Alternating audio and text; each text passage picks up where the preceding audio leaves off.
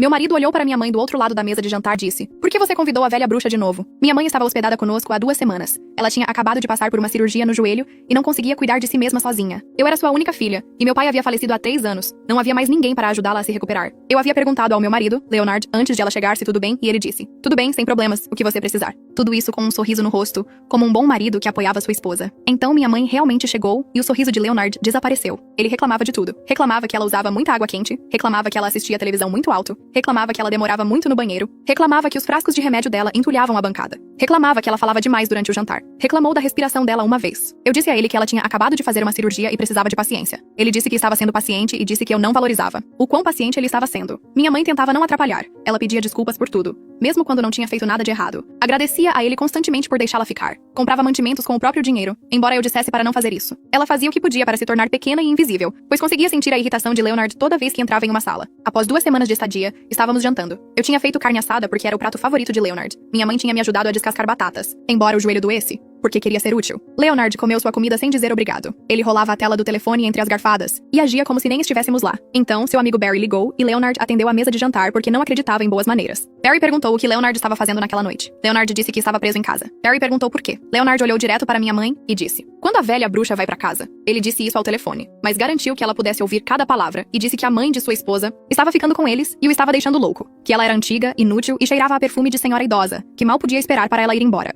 para que sua casa voltasse ao normal. Minha mãe pousou o garfo. Suas mãos tremiam, seus olhos estavam úmidos. Ela pediu licença calmamente e foi para o quarto de hóspedes, onde dormia há 2 semanas. Ouvi a porta fechar suavemente. Ela não bateu a porta, não fez cena, apenas desapareceu. Porque era isso que minha mãe fazia quando estava magoada. Ela se tornava ainda menor. Fiquei encarando Leonard enquanto ele continuava sua conversa com Barry. Ele riu de algo que Barry disse. Fez planos para sair no fim de semana. Desligou e voltou a comer como se nada tivesse acontecido. Ele percebeu que eu o encarava e perguntou qual era o meu problema. Perguntei se ele realmente tinha acabado de chamar minha mãe de velha bruxa. Ele deu de ombros e disse que estava apenas desabafando, que quando nos casamos, esperava que fôssemos apenas nós dois. Lembrei-lhe que eu tinha pedido permissão antes de ela vir. Ele disse que não imaginava que ela ficaria tanto tempo. Eu disse que tinham sido 2 semanas. Ele disse que eram 2 semanas a mais do que devia. Levantei-me da mesa e fui ver minha mãe. Ela estava sentada na cama chorando silenciosamente, do jeito que sempre chorava, sem som, sem querer incomodar ninguém. Sentei-me ao lado dela e segurei sua mão. Pedi desculpas por Leonard. Ela disse que não era minha culpa. E disse que talvez devesse ir para casa mais cedo, que poderia contratar uma enfermeira ou algo assim, que não queria causar problemas no meu casamento. Eu disse a ela que ela não iria a lugar nenhum, e disse que ela ficaria até o médico dizer que ela estava pronta para ficar sozinha, que Leonard teria que lidar com isso. Ela balançou a cabeça e disse que não queria que eu brigasse com meu marido por causa dela, que o casamento já era difícil o suficiente sem adicionar drama familiar, que chamaria um serviço de transporte pela manhã. Eu disse que de jeito nenhum. Voltei para a sala de jantar, onde Leonard estava terminando sua carne assada, e eu disse a ele que minha mãe ficaria até estar totalmente recuperada. Ele disse que não concordava com isso. Eu disse que não estava pedindo a concordância dele. Ele disse que aquela era a casa dele também. Eu disse que então talvez ele devesse começar a agir como se fosse um lar, e não uma prisão para hóspedes inconvenientes. Ele disse que eu estava escolhendo minha mãe em vez dele. Eu disse que ele estava me fazendo escolher. Naquela noite, mudei-me para o quarto de hóspedes com minha mãe, e disse a Leonard que dormiria lá até ela ir embora. Ele disse que eu estava sendo ridícula. Eu disse que estava sendo filha. Minha mãe ficou por mais um mês. A recuperação dela demorou mais do que o esperado devido a uma pequena complicação. Leonard reclamava todo santo dia. Reclamava para mim, reclamava para Barry, reclamava para qualquer um que quisesse ouvir. Ele nunca pediu desculpas à minha mãe, nunca retirou o que disse, apenas esperou que ela fosse embora. Como se ela fosse uma tempestade que precisava passar. Quando minha mãe finalmente foi para casa, ajudei-a a fazer as malas. Levei-a para a casa dela e ajudei-a a se instalar. Certifiquei-me de que ela tinha tudo o que precisava. Então voltei para minha casa e fiz minha própria mala. Joguei minha mala no porta-malas e bati com força. Minhas mãos não paravam de tremer. Entrei no carro e saí da garagem de ré sem olhar para a casa. Eu não conseguia olhar. Se olhasse, poderia mudar de ideia e voltar para dentro e fingir que estava tudo bem. Dirigi em direção à rodovia porque precisava de distância. Precisava de espaço entre mim e Leonard. E aquela casa onde minha mãe havia chorado silenciosamente no quarto de hóspedes. O hotel de longa permanência tinha uma placa que dizia tarifas semanais disponíveis. Entrei no estacionamento e fiquei sentada no carro por 10 minutos tentando respirar normalmente. Um homem passou com sua mala e me olhou de forma estranha. Saí, peguei minha mala e entrei. O saguão cheirava a produtos de limpeza e carpete velho. A mulher na recepção perguntou se eu precisava de um quarto. Eu disse que sim. Ela perguntou por quanto tempo. Eu disse 1 semana para começar. Ela passou meu cartão de crédito e observei a transação ser aprovada. Essa foi a primeira grande decisão financeira que tomei sozinha em 5 anos. Leonard sempre cuidava das nossas finanças. Ele dizia que era melhor com números. Assinei o recibo, peguei o cartão-chave e encontrei meu quarto no 2º andar. Era pequeno e bege, com uma cozinha compacta e uma cama que afundava no meio. Sentei na beira da cama e encarei a parede. Meu telefone começou a tocar. O nome de Leonard apareceu na tela. Deixei cair na caixa postal. Tocou novamente 30 segundos depois. Desliguei o som e observei vibrar contra a mesa de cabeceira. Ele ligou 17 vezes antes da meia-noite. Ouvi as mensagens de voz na ordem. A primeira estava confusa. Ele perguntava para onde eu fui e por que saí sem avisar. A segunda estava irritada. Ele dizia que isso era ridículo e que eu precisava voltar para casa para conversarmos. A terceira estava com raiva. Ele dizia que eu estava agindo como louca e fazendo tempestade em copo d'água. A quarta me acusava de exagerar. Dizia que nunca teve a intenção de ferir os sentimentos de ninguém e que eu estava sendo muito sensível. A quinta dizia que eu estava escolhendo minha mãe em vez do meu marido. A sexta dizia que eu estava destruindo nosso casamento. A sétima me chamava de egoísta. Na 10ª mensagem ele estava gritando. Na 15ª ele dizia coisas que eu nunca esqueceria. Nenhuma vez ele pediu desculpas pelo que disse à minha mãe.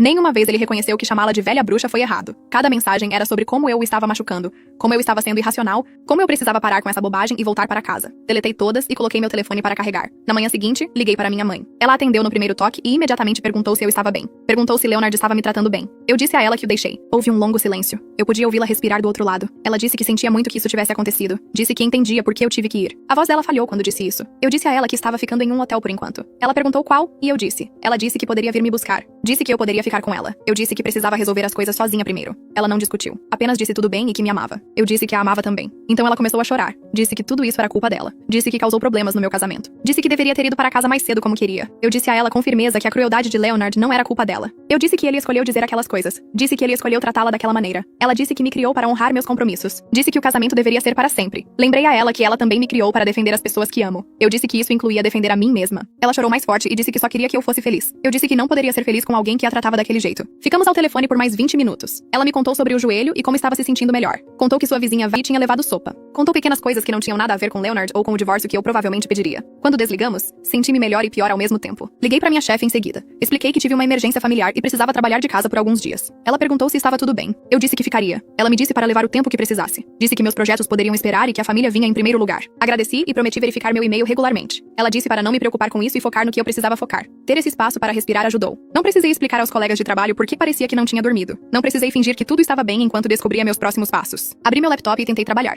mas não conseguia me concentrar. Continuava pensando em Leonard e na casa, e se eu tinha cometido um grande erro. Então me lembrei das mensagens de voz dele. Lembrei dele gritando sobre como eu estava destruindo tudo. Lembrei que ele ainda não tinha pedido desculpas. Minha determinação voltou. 3 dias se passaram. Trabalhei do quarto do hotel, pedi comida e tentei descobrir o que viria a seguir. No terceiro dia, alguém esmurrou minha porta. Olhei pelo olho mágico e vi Leonard parado no corredor. Meu estômago embrulhou. Ele bateu novamente e gritou meu nome. Disse que precisávamos conversar como adultos. Disse que eu estava sendo infantil e que ele estava cansado desse jogo. Peguei meu telefone e liguei para a recepção. Disse a eles que meu marido, de quem estava separada, estava na minha porta e eu precisava de segurança. A mulher disse que alguém subiria imediatamente. Leonard continuou batendo. Disse que sabia que eu estava lá dentro. Disse que verificou o extrato do cartão de crédito e viu a cobrança do hotel. Disse que eu não poderia me esconder dele para sempre. 2 seguranças apareceram no corredor. Pediram a Leonard para sair. Ele disse que só queria falar com a esposa. Eles disseram que eu solicitei que ele fosse removido da propriedade. Ele começou a gritar que eu estava sendo dramática. Disse que tudo isso era estúpido. Os guardas o escoltaram até o elevador enquanto ele gritava que eu estava cometendo um erro. Observei pelo olho mágico até que eles se foram. Então sentei no chão e tremi por 15 minutos. Procurei advogados de divórcio no meu telefone. Li avaliações, olhei sites e finalmente escolhi um chamado Liam. O escritório dele ficava no centro. Liguei e marquei um horário para o dia seguinte. A recepcionista perguntou sobre o que era a consulta. Eu disse divórcio. Ela disse que a taxa de consulta era de $300. Eu disse que estava tudo bem, mesmo não estando. Eu mal podia pagar, mas precisava saber quais eram minhas opções. Na manhã seguinte, dirigi até o escritório dele. Ficava em um prédio alto com piso de mármore e arte cara nas paredes. Peguei o elevador para o 7º andar e fiz o check-in com a recepcionista. Ela me deu formulários para preencher. Escrevi meu nome e o nome de Leonard, nosso endereço e há quanto tempo estávamos casados. 5 anos. Parecia tão pouco escrito daquele jeito. Liam veio me buscar depois de 20 minutos. Ele era mais jovem do que eu esperava, talvez 40 anos. Usava um terno bonito e apertou minha mão com firmeza. Seu escritório tinha grandes janelas com vista para a cidade. Ele pediu para eu contar o que estava acontecendo.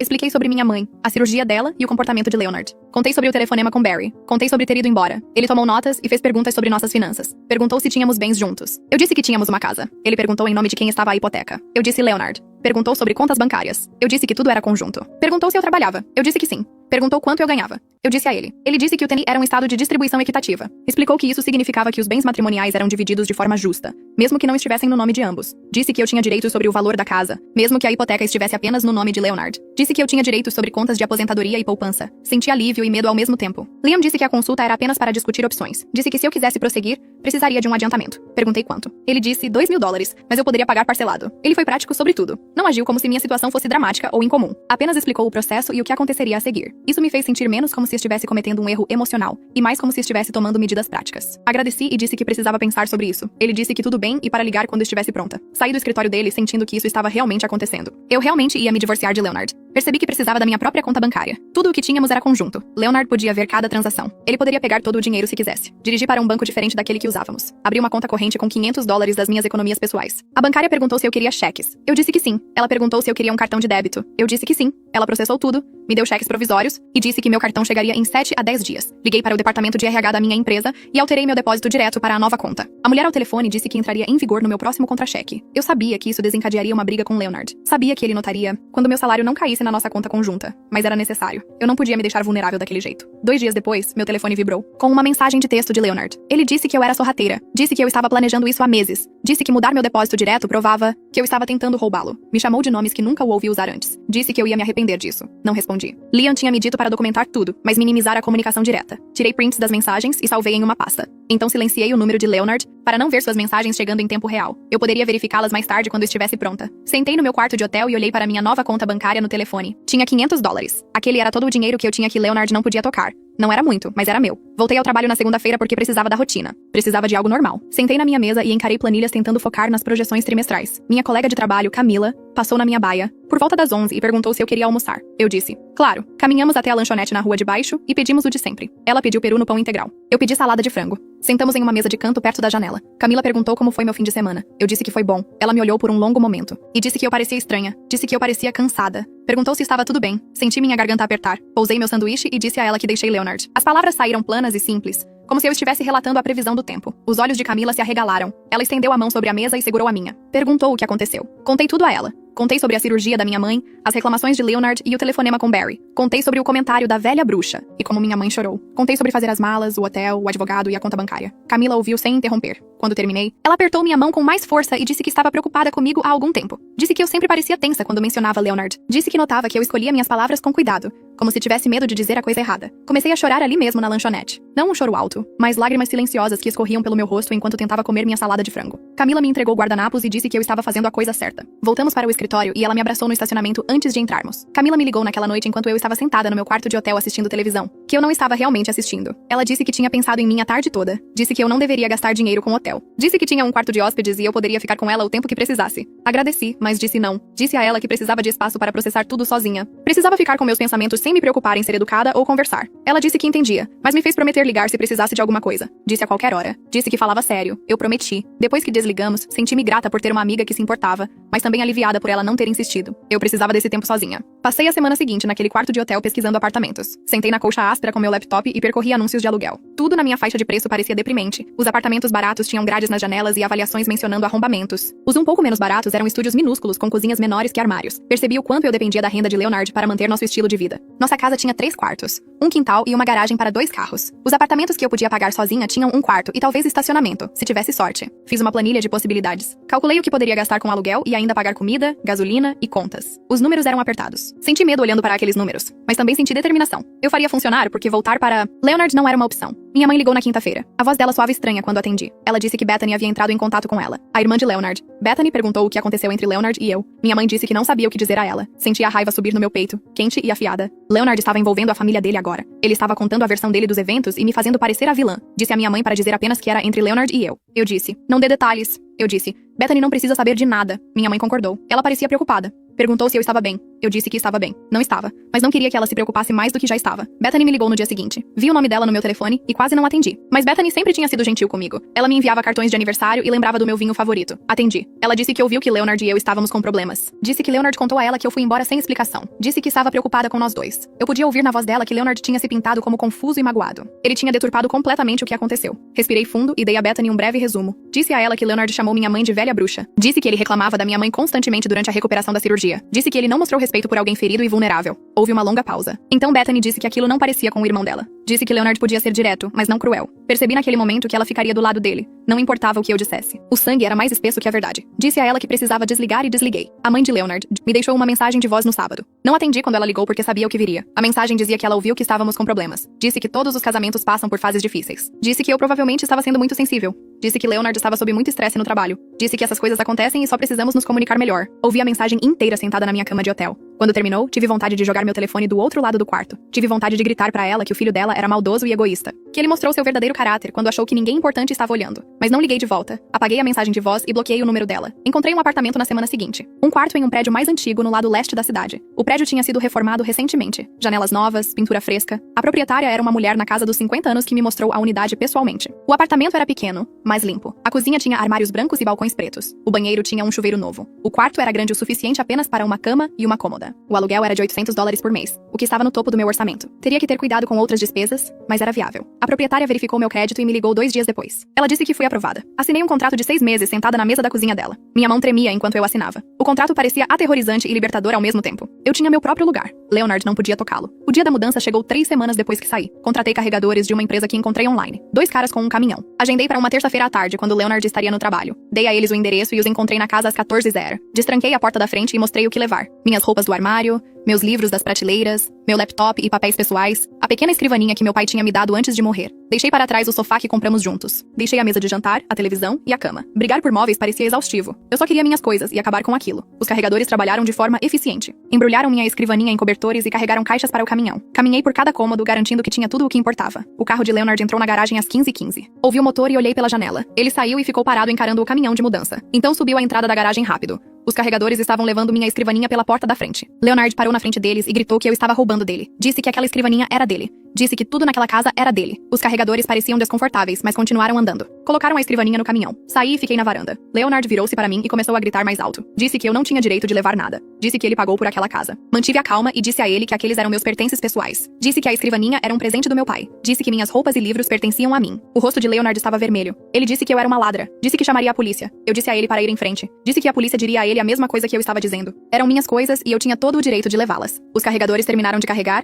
e perguntaram se eu estava pronta para ir. Eu disse que sim. Entrei no meu carro e segui o caminhão. Dirigi até meu novo apartamento enquanto Leonard ficava na entrada da garagem nos vendo partir. O apartamento parecia errado naquela primeira noite. Desempacotei minhas caixas, arrumei meu sofá de segunda mão contra a parede. Pendurei minhas roupas no armário pequeno. Os móveis pareciam tristes e espalhados em todo aquele espaço vazio. Eu tinha um sofá, uma cama e a escrivaninha que meu pai me deu e era só isso. Todo o resto ficou na casa porque eu não queria brigar com Leonard por pratos, lâmpadas e a cafeteira que compramos juntos. Sentei no sofá por volta das 21h e encarei as paredes em branco. Meu telefone vibrou com outra mensagem de texto de Leonard, mas não li. Apenas fiquei sentada ali no apartamento silencioso que cheirava a tinta e limpador de carpete. A vida que eu achava que estava construindo tinha desaparecido. O homem que eu achava que Leonard era nunca existiu. Chorei sentada ali sozinha no meu sofá barato porque, embora ir embora fosse a escolha certa, ainda doía. Eu lamentava pelo casamento que achava que tinha e pelo futuro que achava que estávamos construindo juntos. Na manhã seguinte, acordei na minha cama nova e verifiquei meu e-mail. Leonard tinha enviado uma mensagem às 2h. O assunto dizia: precisamos conversar. Abri e li 3 parágrafos sobre como deveríamos tentar aconselhamento matrimonial antes que eu fizesse algo drástico como pedir o divórcio. Ele disse que estava disposto a trabalhar em nossos problemas de comunicação. Disse que todo casamento tinha fases difíceis,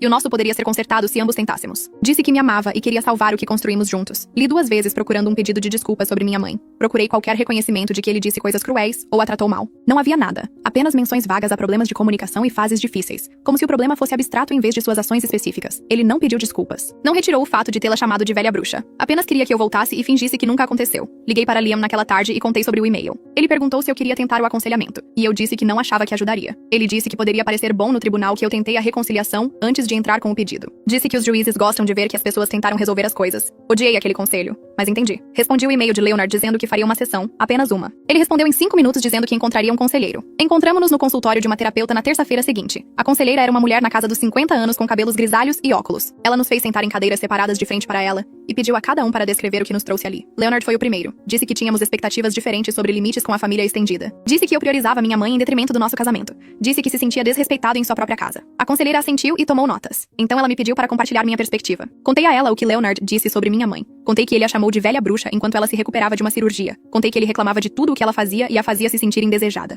Contei que ele nunca pediu desculpas e agia como se ela fosse um inconveniente que ele tinha que tolerar. A conselheira anotou coisas e perguntou a Leonard como ele se sentia sobre essa caracterização. Leonard disse que eu estava exagerando a frustração dele. Disse que nunca teve a intenção de machucar ninguém. Disse que estava apenas estressado por ter uma hóspede por tanto tempo. Disse que as palavras saíram erradas, mas seus sentimentos eram válidos. Sentei lá ouvindo-o reescrever o que aconteceu e senti meu maxilar apertar. Aquilo não era um pedido de desculpas. Aquilo não era reconhecimento. Aquilo era justificativa. A conselheira sugeriu que precisávamos trabalhar na comunicação respeitosa e empatia. Disse que casais muitas vezes lutavam quando não validavam os sentimentos um do outro. Leonard assentiu como se ela estivesse fazendo sentido. Então, ele passou os próximos 40 minutos explicando por que seus sentimentos eram válidos. Falou sobre o quanto trabalhava duro e como precisava que sua casa fosse pacífica. Falou sobre quanto tempo minha mãe ficou e como ele não assinou o contrato para aquilo. Falou sobre seu estresse, suas necessidades e suas expectativas. A conselheira tentou redirecioná-lo algumas vezes, mas ele continuava voltando para sua perspectiva. Eu mal falei. Apenas o observei atuar para a terapeuta e soube que aquilo era inútil. O aconselhamento não podia consertar isso porque Leonard não achava que tinha feito nada de errado. Ele achava que o problema era minha reação ao comportamento dele, não o comportamento em si. Saí daquela sessão sabendo que tinha acabado. Liguei para Liam no dia seguinte e disse para prosseguir com os papéis do divórcio. Ele disse que prepararia uma petição citando diferenças irreconciliáveis. Explicou que o adiantamento custaria $2.000 e eu poderia pagar em 4 parcelas. Escrevi o primeiro cheque de $500 sentada na minha mesa da cozinha. Minha mão tremeu enquanto eu assinava. Aquele cheque parecia fechar uma porta que eu nunca poderia reabrir. Parecia tornar o divórcio real em vez de apenas uma ameaça. Enviei pelo correio e senti enjoo e alívio ao mesmo tempo. Leonard recebeu os papéis no trabalho em uma quinta-feira à tarde. Sei disso porque ele me ligou gritando 15 minutos depois. Disse que eu o humilhei na frente de seus colegas. Disse que o oficial de justiça entrou direto em seu escritório durante uma reunião. Disse que todos viram e agora todos sabiam que sua esposa estava se divorciando dele. Gritou que eu era vingativa e cruel e estava tentando destruir sua reputação. Ouvi sua fúria por talvez 30 segundos antes de desligar. Então bloqueei o número dele porque cansei de receber gritos por tomar decisões sobre minha própria vida. A vizinha da minha mãe, que me ligou naquele sábado, disse que Leonard apareceu na casa da minha mãe naquela manhã perguntando onde eu estava. Disse que ele esmurrou a porta e exigiu que minha mãe me convencesse a voltar para casa. Minha mãe disse para ele ir embora. Disse que se ele não saísse da propriedade dela, ela chamaria a polícia. Verity observou de sua janela e disse que Leonard ficou na varanda discutindo por 10 minutos antes de finalmente ir embora. Senti orgulho da minha mãe por enfrentá-lo. Também senti preocupação com a segurança dela porque Leonard estava claramente escalando a situação. Fui ao tribunal na segunda-feira e solicitei uma medida protetiva. Dei o assédio no hotel, na casa da minha mãe e seu comportamento agressivo durante a mudança. Descrevi seu padrão de aparecer sem ser convidado e fazer exigências. O funcionário me deu formulários para preencher e agendou uma audiência. 3 dias depois, um juiz concedeu uma ordem temporária exigindo que Leonard ficasse longe de mim e da minha mãe até uma audiência completa. A ordem dizia que ele não podia nos contatar ou chegar a menos de 150 metros de qualquer uma de nossas casas. Recebi a papelada pelo correio e senti que podia respirar um pouco mais aliviada. Liam me ligou 2 semanas depois e disse que o advogado de Leonard queria propor mediação. Explicou que isso era padrão e potencialmente mais rápido do que ir a tribunal. Disse que poderíamos tentar dividir os bens e resolver o divórcio sem litígio. Perguntei se eu teria que estar em uma sala com Leonard. Disse que sim, mas ele estaria lá e o mediador também. Odiei a ideia de sentar em frente ao Leonard novamente, mas concordei em tentar. Eu só queria acabar logo com isso. O escritório de mediação ficava em um prédio de tijolos sem graça no centro, com carpete bege e luzes fluorescentes que faziam todos parecerem cansados. Liam me encontrou no estacionamento e entramos juntos. Ele carregava sua pasta e usava um terno azul marinho que o fazia parecer oficial e competente. Eu usava a mesma calça social preta e blusa que usei no tribunal para a medida protetiva porque não tinha muitas roupas profissionais. A recepcionista nos encaminhou para uma sala de conferências no segundo andar. Leonard já estava lá sentado em um lado de uma mesa longa com seu advogado. O advogado dele tinha talvez 60 anos, cabelo prateado penteado para trás e um terno caro. Ele se levantou quando entramos e apertou a mão de Liam, mas não a minha. Apresentou-se como Richard Caldwell e me chamou de mocinha, quando disse que era um prazer me conhecer. Odiei-o imediatamente. Leonard não olhava para mim. Encarava seu telefone e rolava algo enquanto todos nos sentávamos. A mediadora chegou 5 minutos depois. Era uma mulher na casa dos 50 anos com óculos de leitura e uma corrente no pescoço. Apresentou-se como Jana e explicou que a mediação era voluntária e confidencial. Disse que seu trabalho era nos ajudar a chegar a um acordo sobre a divisão de nossos bens matrimoniais. Disse que poderíamos fazer pausas sempre que precisássemos e que esperava que pudéssemos resolver as coisas hoje sem ir a tribunal. Disse que eles estavam preparados para negociar de boa fé. Liam disse que nós também. Jana pediu para começarmos listando nossos principais bens. Liam puxou uma pasta com todos os nossos documentos financeiros. A casa, ambos os carros, nossas contas de aposentadoria. A conta poupança conjunta que Leonard já havia esvaziado, mas fingíamos que ainda existia. Alguns móveis e itens domésticos. Não parecia muito quando listado daquele jeito. 5 anos de casamento reduzidos a algumas linhas em um bloco de notas jurídicas. Jana perguntou sobre a casa primeiro, já que era nosso maior bem. Imediatamente disse que Leonard queria ficar com ela. Disse que Leonard pagou a hipoteca durante todo o casamento, e não seria justo forçá-lo a sair de sua casa. Liam disse que eu contribuí para as despesas domésticas e manutenção por 5 anos. Disse que eu pintei a cozinha e o banheiro sozinha. Disse que paguei por reparos quando as coisas quebraram. Disse que a lei do Tennessee não se importava em nome de quem estava a hipoteca, porque a casa foi comprada durante o casamento, e, portanto, era propriedade conjugal. Me chamou de mocinha novamente. Perguntou se eu tinha recibos de todas essas supostas contribuições. Liam disse que tínhamos extratos bancários mostrando depósitos regulares na conta conjunta que cobriam serviços públicos, mantimentos e despesas domésticas. Jana fez anotações e perguntou a Leonard se ele contestava que eu tivesse contribuído financeiramente para a casa. Leonard deu de ombros e disse que eu tinha um emprego, então obviamente ajudei a pagar contas. Richard lançou-lhe um olhar que dizia: "Calha a boca." Discutimos sobre a casa por quase 3 horas. Richard continuou insistindo que Leonard deveria ficar com ela porque a renda dele pagava a maior parte da hipoteca.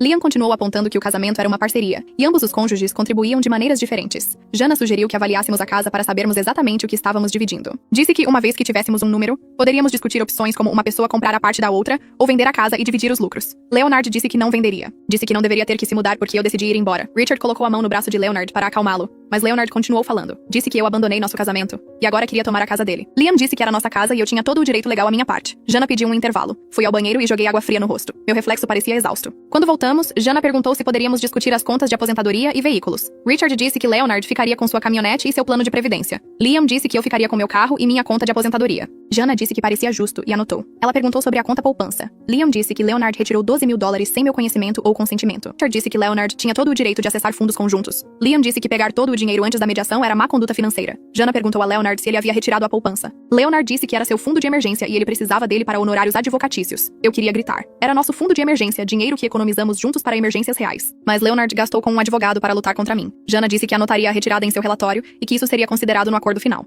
Richard não pareceu feliz com isso. Conversamos por mais 1 hora sobre móveis e itens domésticos, mas eu não conseguia mais me concentrar. Minha cabeça doía e eu me sentia enjoada. Finalmente, Jana disse que fizemos algum progresso, mas não chegaríamos a um acordo completo hoje. Disse que prepararia um relatório para o tribunal descrevendo o que discutimos. Disse que poderíamos agendar outra sessão de mediação ou prosseguir com o litígio. Disse que entrariam em contato. Leonard levantou-se e saiu sem dizer nada para mim. Liam e eu caminhamos de volta para o estacionamento juntos. Ele perguntou se eu estava bem. Eu disse que estava cansada. Ele disse que as primeiras mediações eram sempre difíceis e que tínhamos construído um bom registro de Leonard sendo irracional. Disse que o juiz veria que Leonard pegou todas as economias e se recusou a negociar de forma justa. Assenti, mas me senti derrotada. Dirigi para a casa da minha mãe porque precisava vê-la. Ela abriu a porta, olhou para o meu rosto e me puxou para dentro. Fez chá e sentou comigo na mesa da cozinha enquanto eu contava sobre a mediação. Ela segurou minha mão e disse que Leonard não tinha mudado nada. Disse que algumas pessoas não conseguiam admitir quando estavam erradas. Na semana seguinte, minha mãe teve sua consulta de acompanhamento com a cirurgiã. Peguei-a e levei-a ao prédio médico. Ela parecia nervosa no carro. Ficava ajustando o cinto de segurança e olhando pela janela. Perguntei se ela estava bem. Ela disse que estava preocupada que a cirurgiã dissesse que seu joelho não estava cicatrizando direito. Eu disse a ela que ficaria tudo bem.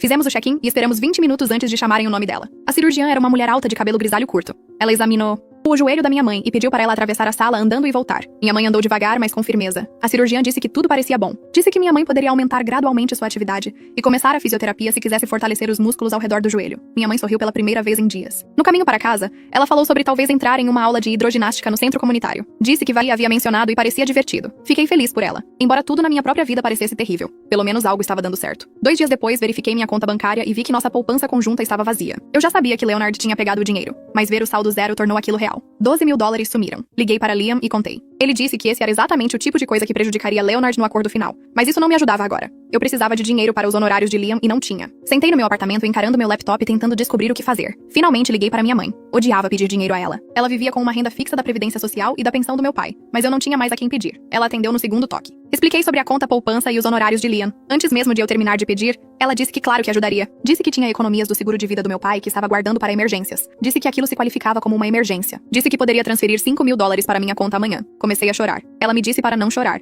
Disse que era minha mãe, e era isso que as mães faziam. Disse que estava orgulhosa de mim por me defender, mesmo quando era difícil. Agradeci umas 10 vezes antes de desligarmos. O dinheiro apareceu na minha conta na manhã seguinte. Paguei Liam e senti gratidão e culpa ao mesmo tempo. Camila me mandou uma mensagem naquela tarde perguntando se eu queria ir ao clube do livro dela na quinta-feira. Disse que seria uma boa distração e eu não precisava ter lido o livro. Quase disse não porque me sentia muito drenada para ser social. Mas então pensei em ficar sozinha no meu apartamento a noite toda. E disse sim. Quinta-feira à noite dirigi para a casa da Camila. 6 mulheres já estavam lá sentadas na sala dela com vinho e petiscos. Camila me apresentou e todas disseram olá e abriram espaço para mim no sofá. Estavam falando sobre algum romance de mistério que eu não tinha lido. Uma mulher achou o final muito previsível. Outra amou o personagem detetive. Elas riam e discutiam de forma amigável. Ninguém me perguntou sobre o divórcio. Ninguém me olhou com pena. Por 2 horas, apenas fiquei sentada, comendo queijo e biscoitos. E ouvindo mulheres falarem sobre um livro. Parecia normal e bom. E esqueci de Leonard, mediação e dinheiro. Quando saí, Camila me acompanhou até o carro. E me abraçou. Disse que eu poderia vir ao clube do livro a qualquer hora. Mesmo que nunca lesse os livros. 3 semanas depois de pedir a medida protetiva, a audiência aconteceu. Tive que ir ao tribunal e testemunhar. Liam me encontrou do lado de fora e passamos pela segurança juntos. O tribunal era menor do que eu esperava. Leonard já estava lá com Richard. O juiz era um homem negro na casa dos 60 anos que parecia ter ouvido todas as desculpas do mundo. Chamou nosso caso e pediu a ambos os lados que apresentassem seus argumentos. Liam foi o primeiro. Descreveu Leonard aparecendo no hotel e na casa da minha mãe. Descreveu o comportamento agressivo durante a mudança. Descreveu o padrão de assédio. Richard argumentou que eu estava sendo paranoica. Disse que Leonard estava apenas tentando salvar seu casamento. Disse que eu estava usando a medida protetiva para punir Leonard por comportamento normal.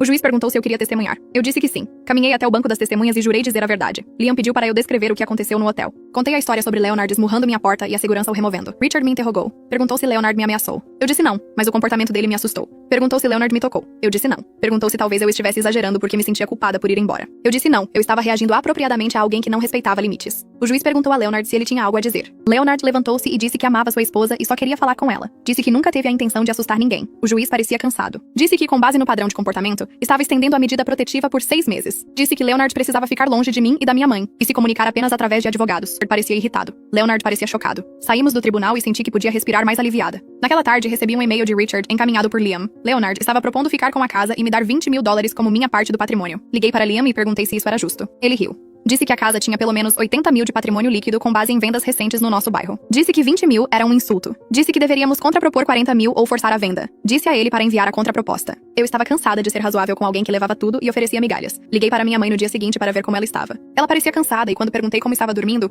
ela ficou quieta por um momento antes de admitir que estava tendo pesadelos. Disse que Leonard aparecia neles, esmurrando a porta e gritando. Disse que acordava assustada mesmo sabendo que era apenas um sonho. Senti-me terrível ao ouvir que meus problemas conjugais estavam afetando a saúde mental dela, e ela já estava lidando com tanta coisa. Disse a ela que estava indo para lá, e ela disse que não queria ser um fardo. Eu disse que ela não era, e desliguei antes que ela pudesse discutir. Dirigi até a casa dela e levei uma campainha com vídeo, que comprei na loja de ferragens. Instalei na porta da frente enquanto ela observava da janela da sala. Então verifiquei todas as fechaduras da casa dela, testando portas e janelas para garantir que estivessem seguras. Mostrei a ela como usar o aplicativo da campainha no telefone para que pudesse ver quem estava do lado de fora antes de abrir a porta. Ela me agradeceu 3 vezes e pediu desculpas por ser paranoica. Eu disse a ela que ela não era paranoica e que sentir-se segura em sua própria casa importava. Ela me abraçou antes de eu sair e pude sentir o quanto ela parecia mais leve, sabendo que tinha aquela camada extra de proteção. Na semana seguinte, 3 pessoas do nosso antigo grupo de noite de jogos de casais entraram em contato. Primeiro foi Jéssica, que enviou um longo texto, dizendo que soube do divórcio e sentia muito. Disse que esperava que Leonard e eu pudéssemos resolver as coisas porque parecíamos tão bem juntos. Depois, Mark ligou e deixou uma mensagem de voz dizendo que Leonard mencionou que estávamos separados e que ele parecia realmente abalado com isso. Mark sugeriu que talvez eu devesse dar outra chance a Leonard porque todos cometem erros. Finalmente, Sarah enviou um e-mail perguntando se eu queria encontrar para um café, para conversar sobre o que aconteceu. A mensagem dela terminava com um comentário sobre como Leonard estava lutando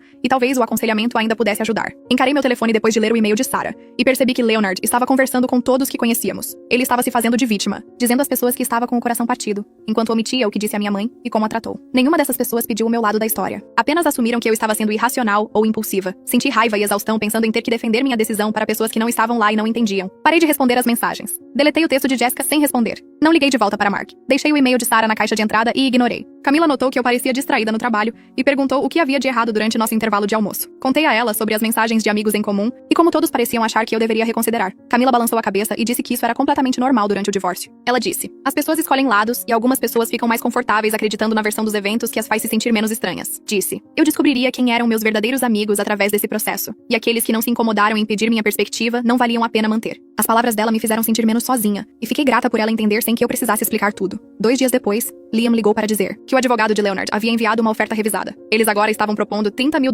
pela minha parte do patrimônio da casa, em vez dos 20 mil originais. Liam disse que ainda era baixo, mas mais perto do razoável. Explicou que se rejeitássemos a oferta e forçássemos uma venda, o processo poderia levar meses e custar milhares em honorários advocatícios. Disse que as custas judiciais, comissões de corretores e honorários contínuos de advogados poderiam consumir a diferença entre 30 mil e o que eu poderia obter de uma venda. Perguntei o que ele achava que eu deveria fazer. Ele disse que dependia se eu queria lutar por princípio ou seguir em frente com minha vida. Pensei sobre isso por um longo tempo depois que desligamos. Pensei em como estava exausta de lutar com Leonard por tudo. Pensei em quanto tempo mais isso poderia se arrastar se eu pressionasse por mais. Pensei na minha mãe e seus pesadelos e como eu só queria que isso acabasse, para que ambas pudéssemos começar a curar. Liguei para Liam de volta e disse para aceitar a oferta de $30 mil.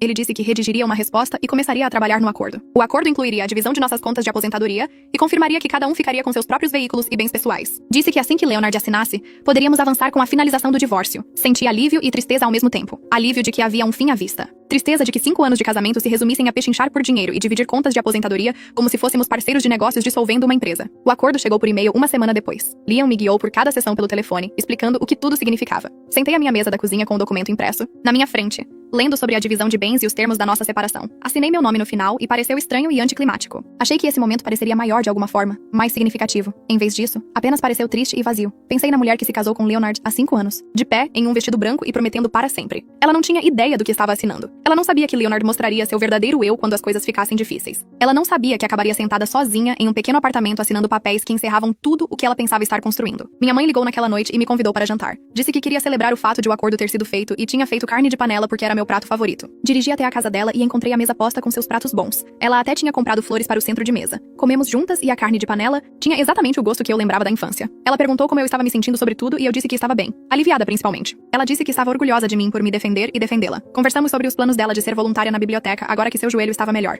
Ela disse que tinha ido na semana passada preencher a inscrição e eles estavam animados por ter a ajuda dela com o programa de leitura para crianças. Foi bom focar nela seguindo em frente em vez de apenas sobreviver. Ela parecia mais leve de alguma forma, mais parecida com ela mesma do que parecia em meses. O período de espera de 60 dias para o divórcio ser finalizado começou no dia em que Leonard assinou o acordo. Liam explicou que o Tennessee exigia um período de espera antes que o divórcio se tornasse oficial. 60 dias pareciam intermináveis quando eu pensava sobre isso. Então tentei não pensar. Em vez disso, concentrei-me em fazer meu apartamento parecer mais um lar. Comprei plantas para o parapeito da janela e pendurei gravuras que encontrei em uma loja local. Passei uma tarde de sábado organizando meu armário e arrumando meus livros na pequena estante que eu mesma montei. Peguei pequenas coisas em brechós e lojas de desconto, acumulando lentamente os itens, que faziam um espaço parecer pessoal e vivido. Cada adição fazia o apartamento parecer menos temporário e mais como um lugar onde eu escolhia estar, em vez de um lugar onde estava me escondendo. O cheque de Leonard chegou numa terça-feira por correio certificado. Tive que assinar e minhas mãos tremiam levemente enquanto abria o envelope. $30.000 escritos na caligrafia cuidadosa de Leonard em um cheque administrativo. Dirigi direto para o banco e depositei. De pé no balcão e observando o caixa processar a transação. Senti como se Leonard pudesse de alguma forma mudar de ideia se eu esperasse muito tempo. Assim que o depósito foi confirmado, transferi dinheiro para minha mãe, para pagá-la pelo empréstimo que ela me deu para os honorários de Liam. Então, coloquei 10 mil na poupança